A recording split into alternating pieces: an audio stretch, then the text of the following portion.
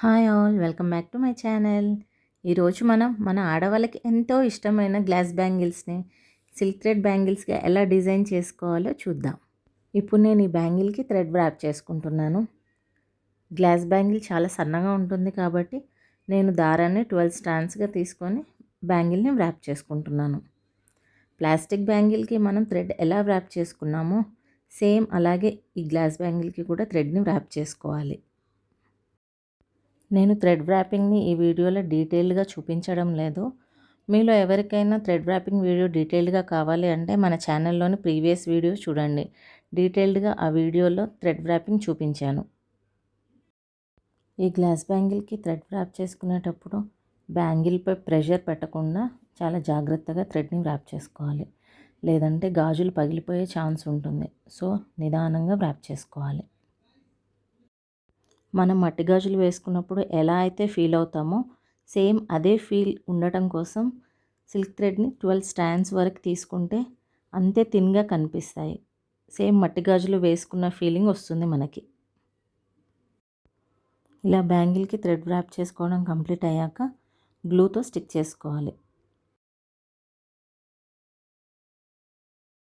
చూశారు కదా, thread wrapping తర్వాత కూడా మనకి బ్యాంగిల్ సేమ్ గ్లాస్ బ్యాంగిల్ లానే కనిపిస్తుంది. ఇప్పుడు ఈ బ్యాంగిల్స్కి డిజైన్ చేసుకుందాం. సింపుల్గా ఈ స్టోన్ చైన్తో ఈ బ్యాంగిల్ని రెడీ చేద్దాం.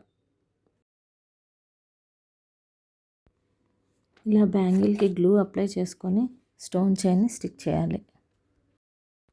ఇప్పుడు మనం ఈ స్టోన్ చైన్ని గ్లూ అప్లై చేసిన దగ్గర స్టిక్ చేసుకోవాలి.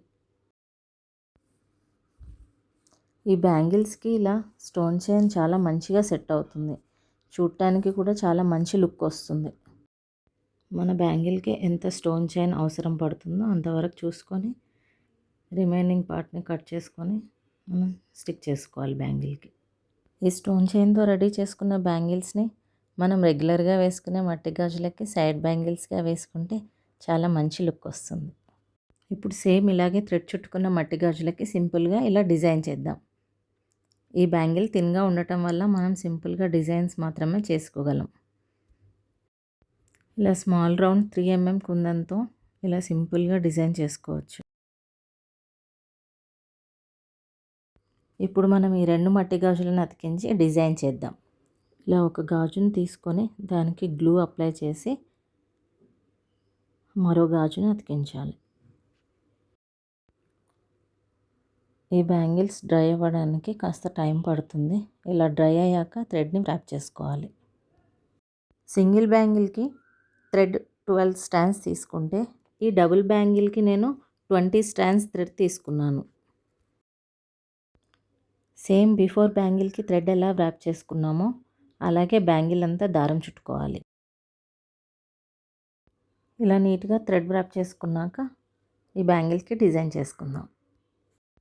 ఈ డిజైన్ కోసం నేను 4 mm స్క్వేర్ గ్లాస్ కుందన్స్ అలాగే 3 mm రౌండ్ సెరామిక్ కుందన్స్ తీసుకున్నాను. ఇవి యూస్ చేసి సింపుల్ డిజైన్ మేక్ చేసుకోవచ్చు. సిల్క్ థ్రెడ్ బ్యాంగిల్స్ ఎక్కువగా ప్లాస్టిక్ బ్యాంగిల్స్తో చేయడానికి అందరూ ఇంపార్టెన్స్ ఇస్తారు. ఎందుకంటే ఇంత కష్టపడి ఎంతగానో ఇష్టపడి డిజైన్ చేసుకుంటాం కాబట్టి ఈ బ్యాంగిల్స్ ఎక్కువ రోజులు మంచిగా ఉండాలని అనుకుంటాం.